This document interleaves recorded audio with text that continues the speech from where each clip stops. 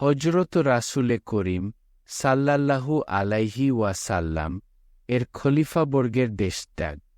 হজরত মুহাম্মদ সাল্লাল্লাহু আলাইহি ওয়াসাল্লাম কে প্রলোভনে আয়ত্ত করতে অক্ষম হয়ে দুরাত্মারা আবার তার শিষ্যবর্গের উপর অমানুষিক অত্যাচারের অনুষ্ঠান চালাতে লাগ। পতিসমক্ষে পত্নীকে নানাধিক অকথ্য যন্ত্রণা দ্বারা সতীধর্ম নষ্ট করত ও পত্নীর চোখের উপর পতিকে দারুণ কষাঘাতে হত্যা করতে লাগ।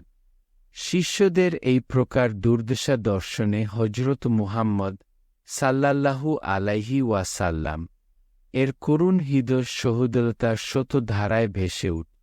তিনি শিষ্যগণকে একদিন সম্বোধন করে বললেন, হে আমার প্রাণপম শিষ্যবৃন্দ, তোমাদেরকে দূরে পাঠাতে আমার হৃদয় স্রোতধাচূর্ণ হলেও আমি তোমাদেরকে বলছি, তোমরা